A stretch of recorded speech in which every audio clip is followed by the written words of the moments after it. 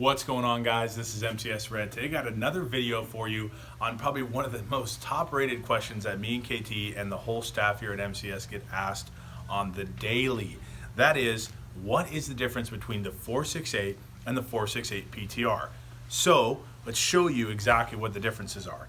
On my right here, you're going to see a standard 468 trigger frame. You also can notice right off the bat there's no lower receiver here. That's because the 468 trigger frame is actually detachable from the lower receiver. On the left hand side we have the PTR, lower and trigger pack mechanism. Let's start with the PTR first. This trigger system is protected and patented, which to a lot of people may not seem like a lot, but to those that are interested in this platform and using it as a training platform are going to think of that as an insurance policy. It's going to allow those to know that no other competitor out there is going to be able to touch this system.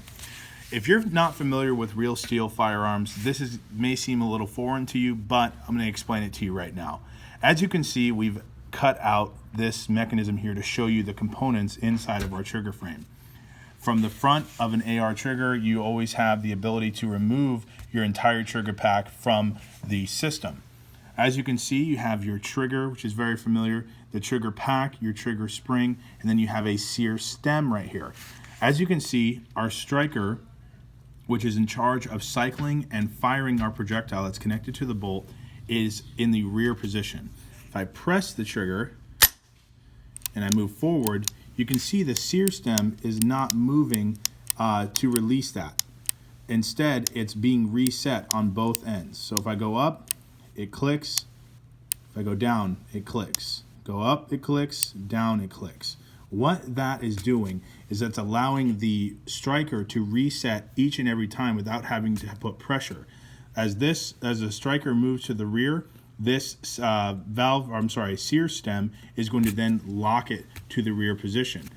This has the adjustability to not only affect the reset of the trigger, but also the pull, which is just like your real AR style components. That is what the main difference between the 468 and the 468 PTR and the type of technology that you're getting from that PTR platform. On the right hand side, you're all familiar with the 468. It's a pretty standard sear and trigger mechanism. Both have springs attached to them. But what happens is that the striker, moves forward, and the trigger has to engage that when the striker is putting pressure on this mechanism forward. If it doesn't, I can go ahead and pull the trigger and nothing's going to move that sear. So this is a very, very widely known part. This has been used for years and years and years. This is what we've utilized on the 468 and even the T68 platforms. So this is definitely the graduation.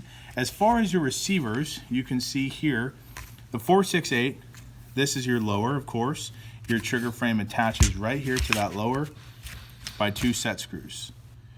Pretty simple, right? On our PTR side, much, much different platform.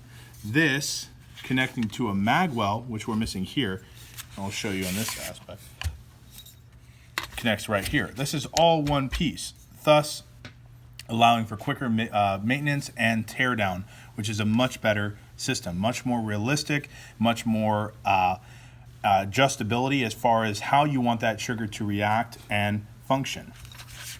Uppers, of course, they still use the same upper receivers, which is fine. You can use the extended magwell for both of those units. The only difference primarily at this time is those two functionalities as far as the triggers.